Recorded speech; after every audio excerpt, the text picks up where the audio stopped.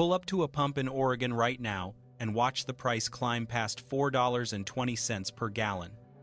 Meanwhile, drivers in Oklahoma are filling up for $2.55. That's nearly $2 less for every single gallon. This isn't some temporary spike. Oregon ranks fourth highest in the nation for gas prices, trailing only California, Hawaii, and Washington. But here's the part that should really get your attention. Oregon and Washington get most of their crude oil from Alaska, and it's refined right here on the West Coast. So we're getting oil from next door, processing it locally, and somehow paying almost double what the rest of the country pays. Something doesn't add up. Let me break down exactly what's happening and why you're getting hit so hard at the pump. Oregon doesn't have a single oil refinery. Not one. 90% of the gasoline sold here comes from Washington state refineries. Think about that for a second. 9 out of every 10 gallons you pump came from across the state line. We're completely dependent on our neighbor just to keep our cars running. How does that fuel reach Oregon? Through one pipeline. The Olympic pipeline stretches 400 miles from Washington down to Portland, and it's the primary artery feeding the entire state. A single pipeline supplies an entire state with fuel. Last September, that pipeline failed. It just stopped working. Gas prices in Bend jumped 34 cents in 1 week. Some places saw even bigger increases. Oregon recorded the biggest week-over-week price increase in the country. One pipeline goes down, and the whole state takes the hit. That's how fragile this system is. We're one mechanical failure away from a crisis every single day. Now let's talk about the money that's being pulled out of your pocket.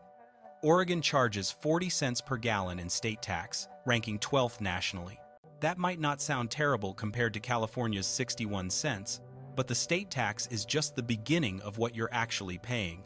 Then there's the Clean Fuels Program. Sounds environmental and progressive, right?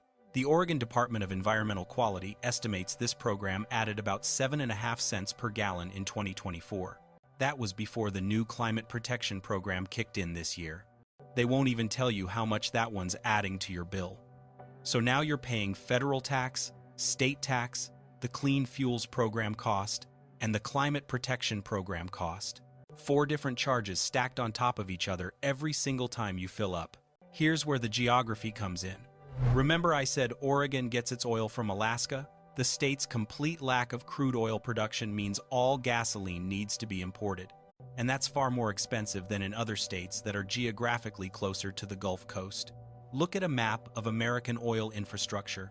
The South and Midwest have this massive spiderweb of pipelines moving oil cheaply across the entire region. Thousands of miles of pipeline connecting refineries to gas stations efficiently and affordably. Then look at Oregon. The Rocky Mountains create this natural barrier that makes piping oil here significantly more difficult and expensive. We're geographically isolated from the country's main oil infrastructure, stuck out here on the West Coast like we're on an island, and drivers pay for that isolation every single day at the pump. But it gets worse. You know about summer blend gasoline? Every year, refineries have to switch to this special summer formula that's harder to produce and costs more to make. Most states can start selling cheaper winter blend gasoline on September 15th, but not the West Coast. Northern and Southern California require summer blend fuel through October 31st. Because Oregon depends entirely on West Coast refineries, we get stuck with those higher prices longer than almost anyone else in the country. Gas prices typically start rising in late winter and early spring as refineries undergo maintenance ahead of the switch to summer blend fuel. So you get hit with high prices going into summer, they stay high all summer long, and you don't get relief until way after everyone else in the country. It's like a 6-month premium just for living on the West Coast. 6 months of elevated prices that other states don't have to deal with. Then there's the supply problem. This region consumes about as much gasoline as it produces. Think about what that actually means. There's no buffer, no extra supply sitting around in storage tanks for emergencies. Everything that gets manufactured gets used immediately. So any disruption, whether it's a refinery going down for maintenance, a pipeline issue, or a fire at a California refinery, makes prices spike instantly across the entire region. Remember the fire at the Valero refinery in California last May? That plant produces 145,000 barrels per day. One fire in California and Oregon drivers pay more. That's how interconnected and fragile this whole system is. We're not just dependent on our own infrastructure. We're dependent on California's infrastructure too. But here's what should really make you think. The politicians who created these programs, who added these taxes, who pushed these environmental regulations, they had to know this would happen. When you make gasoline more expensive to produce, when you add special requirements, when you limit supply, when you add taxes and fees and programs, prices go up. That's not complicated economics. That's basic common sense. In September 2022, the Environmental Quality Commission unanimously approved a significant expansion of the Clean Fuels Program, setting more stringent benchmark standards. A 20% carbon intensity reduction by 2030 and a 37% reduction by 2035. They're not trying to lower gas prices. They're actively making them higher on purpose because the goal is to get you to drive less, buy an electric vehicle, or take public transportation. But here's the reality. Most people can't just go buy a Tesla. Most people need to drive to work every day, drive their kids to school, drive to the grocery store. They don't have a choice. And every time they fill up, they're paying what amounts to a penalty for not being wealthy enough to afford an electric car. Let me put this in real numbers so you can see exactly what this costs you. If you drive a regular car that gets 25 miles per gallon and you drive about 12,000 miles a year, which is pretty average, you're using about 480 gallons of gas annually. In Oklahoma, at $2.55 per gallon, that's $1,224 a year in gas. In Oregon, at $4.20 per gallon, that's $2,016 a year. You're paying almost $800 more per year just because you live in Oregon. $800. That's a month of rent for some people. That's groceries for 2 months for a family. That's real money being pulled out of your pocket. Money that could go towards savings, toward your kids, toward anything else. And remember, this affects everything you buy. When gas costs more, trucking costs more. When trucking costs more, everything that gets delivered to stores costs more. Food, clothes, furniture, online orders, everything.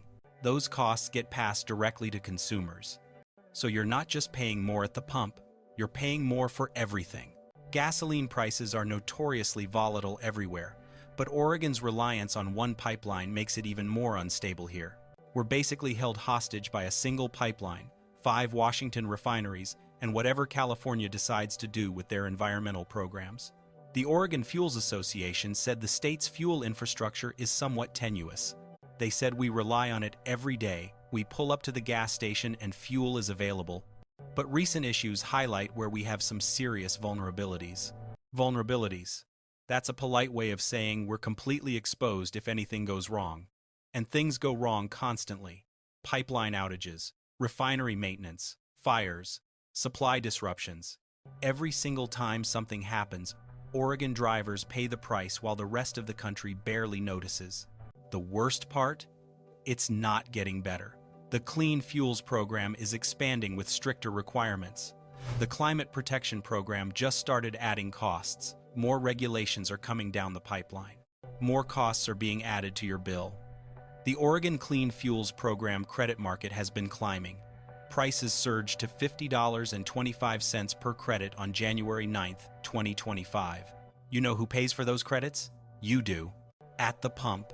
Every single time you fill up. So next time you're standing there watching those numbers spin up past $60, $70, $80 to fill your tank, remember what you're actually paying for.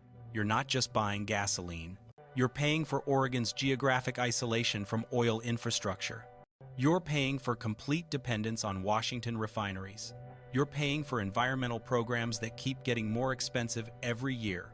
You're paying for a supply chain that's one pipeline failure away from a full crisis. And the people making these decisions, the ones adding these programs and regulations, many of them are probably driving electric cars that were subsidized with your tax dollars. They're not feeling the pain at the pump because they don't go to the pump. That's why Oregon gas prices are so high. That's why you're paying almost double what drivers in other states pay.